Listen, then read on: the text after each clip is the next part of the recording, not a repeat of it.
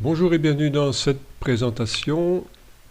Donc toujours pour la création d'un document Proeco relevé individuel d'absence, c'est la deuxième partie où on va se concentrer sur la finalisation du document et sa mise en forme. C'est parti.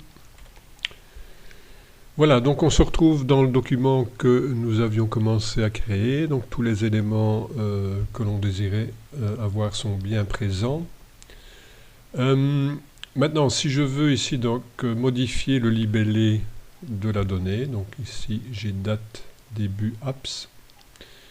Donc si je veux modifier ce libellé, simplement je fais un double clic, tac tac, convenablement, tac tac, voilà. Et j'ai ici le libellé de ce qui apparaît et je peux le modifier si je veux que ce soit non pas date début apps mais date de début.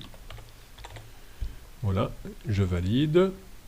Je peux faire la même chose pour date de fin. Donc, je peux l'appeler date de fin. Voilà, donc de cette manière-là, vous pouvez modifier le libellé. Donc si on regarde ce que ça donne, voilà. Ok, je referme.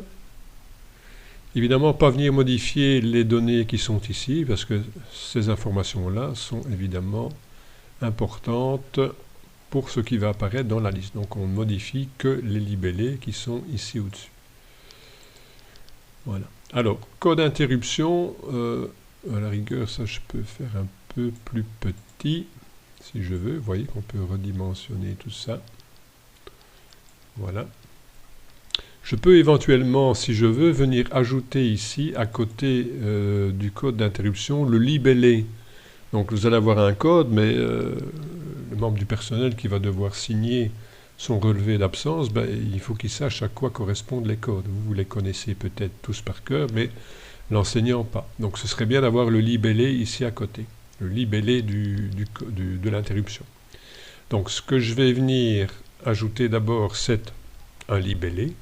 Donc je clique sur le petit A qui se trouve là, et je clique ici au-dessus, et je vais venir ajouter libellé de l'interruption. Alors attention, dans l'éditeur de documents, si vous tapez une apostrophe, ça ne marchera pas. Parce que les apostrophes sont destinées à encadrer des informations particulières. Donc si vous voulez mettre libellé de l'interruption, au lieu d'utiliser l'apostrophe, il faut utiliser le petit caractère spécial qui est à côté du U avec accent grave, donc en bas à droite du pourcent. Et pour ça, il faut en même temps actionner la touche Alt Groupe, Alt GR, et donc le U avec accent. Puis faire un espace, et vous avez une espèce d'apostrophe qui vient se mettre, mais qui n'en est pas une. Voilà. Sinon, il faut juste mettre libellé, par exemple. Voilà. Donc, libellé de l'interruption, voilà. Je fais OK. Je vais aligner tout ça avec mes autres informations. Donc, je sélectionne code interruption, contrôle-clic sur celui-là, et j'aligne sur le bas. Je vais me rapprocher un peu. Voilà. Et alors, pour avoir la donnée qui s'affiche, donc si je fais ça, évidemment, je n'ai que libellé interruption. Je vois que je n'ai pas la même... à mon avis, on est en gras ici, si je ne m'abuse. Oui. Donc, je vais mettre en gras aussi. Comme ça, on a les mêmes. Voilà. Ok. Donc, je vais ajouter en fait le code d'interruption. Bon, pour ça, je viens dans mes bases de données. Donc, je clique sur le petit dièse et je vais venir ici dans absence. Et dans absence, je vais trouver code DI absence. Et je vais venir l'ajouter ici. Claps. Voilà, vous voyez que c'est exactement... Pardon, c'est exactement la même chose que ce qu'on trouve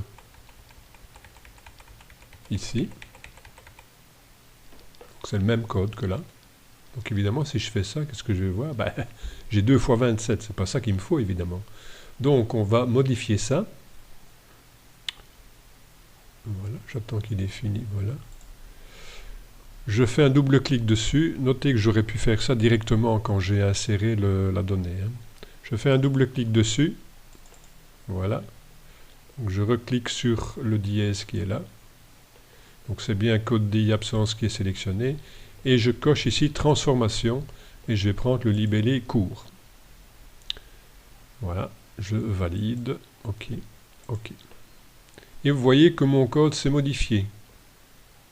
Si je regarde ce que contient mon code, j'ai ici le backslash 1. Ça veut dire que c'est la transformation numéro 1 qui a été appliquée à cette donnée-là. Tandis que si je double-clique sur celui-là, je n'ai pas de backslash avec un numéro. Donc ça, c'est la donnée de base. Voilà, je fais OK. Et comme ceci, je vais bien avoir le libellé de l'interruption. Voilà, j'attends qu'il ait fini. Voilà. Je referme. Donc, déjà comme ceci, votre document est prêt. Maintenant, ce qu'il faut, c'est que le membre du personnel puisse signer ce document. Alors, si j'indique, ici, vous avez une bande qui s'appelle Suite 1. Si j'indique ici, par exemple, signature du membre du personnel, date, etc., eh bien, donc ça va venir à la fin du relevé d'absence et retard du membre du personnel. Maintenant, si ce relevé se trouve sur 2 pages, la demande de signature ne se trouvera que sur la 2e page. Or, pour un relevé individuel d'absence, il est peut-être préférable d'avoir la mention de signature sur chaque page, me semble-t-il. Donc, si vous estimez qu'à la dernière page du relevé, ça suffit, donc si le membre du personnel a 3 pages de relevé d'absence et retard et qu'il ne signe que sur la 3e page, à ce moment-là, vous pouvez venir ajouter vos informations dans la bande de suite. Sinon, ce que je fais moi, je vais la réduire à portion congrue. Voilà, donc je vais même venir ici. Donc en cliquant sur le petit outil qui est là, je vais mettre une hauteur de 1 mm. Voilà. Et par contre, je vais venir ajouter un pied de page. Donc je viens dans mon gestionnaire de bande. Voilà, et je fais ajouter un pied de page. Voilà, c'est fait. Et je vais pouvoir venir indiquer ici les données dans mon pied de page. À la rigueur, on peut même indiquer la date d'impression du document, si besoin. Pour cela, je clique sur le petit dièse qui est là. Je viens ici dans divers et date du jour. Donc ce sera la date, si vous imprimez le document, ce sera la date à laquelle le document a été imprimé. Donc je la fais glisser ici. Voilà. Et je vais ajouter un libellé date du document. Voilà. On va positionner ça ici. On va aligner le tout à gauche. Voilà. Je vais peut-être même remonter un petit peu ceci. Voilà. Et ici, nous allons mettre un autre libellé. Signature du membre du personnel. OK. Voilà. Mais ici, on peut aussi s'aligner. Voilà. Et on peut ajouter également, demander au membre du personnel de mentionner la date de signature. Donc on peut faire des petits machins comme ça.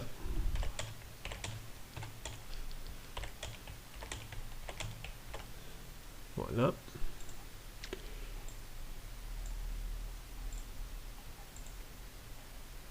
Et voilà.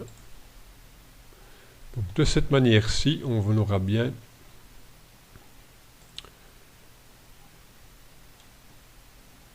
toutes les informations sur la page. Voilà.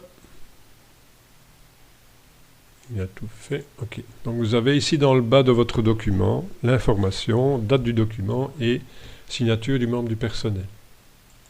On peut, si on veut, augmenter un peu la taille de ceci. Hein. Ça c'est au choix. Alors, si vous désirez mettre une ligne de séparation, vous sélectionnez le pied de page. Donc il est ici en jaune pâle. Je viens ici dans les définitions de bordure et je vais mettre une bordure sur la partie haute. De cette manière-là, vous obtenez ceci. Voilà, vous avez une petite séparation ici. C'est pas plus mal. Je pourrais aussi avoir une séparation entre les données qui sont ici au-dessus et le début de ma liste. Voilà, ça c'est au choix. Ce que l'on peut éventuellement venir ajouter, si je fais un peu plus grand ici, évidemment lui, il n'a pas bougé avec le reste parce qu'il n'a pas été ajouté au moment. Voilà, donc je laisse comme ça. Je peux éventuellement venir ajouter ici le nom de l'école. Moi, je ne vais pas le faire pour garder un maximum de confidentialité, mais donc pour ça, il suffirait que vous veniez ici. Donc dans renseignement école, nom école, voilà, vous faites glisser le nom de l'école ici. Vous pouvez ajouter la localité éventuellement. Voilà. Vous pouvez aligner ces informations-là entre elles, les remonter. Voilà, vous pouvez positionner ça comme vous voulez, vous pouvez les mettre en gras, etc. Vous pouvez encore même ajouter le logo de vos documents. Bon, par exemple, ça, ce sera dans, donc toujours dans renseignement école. Renseignement école.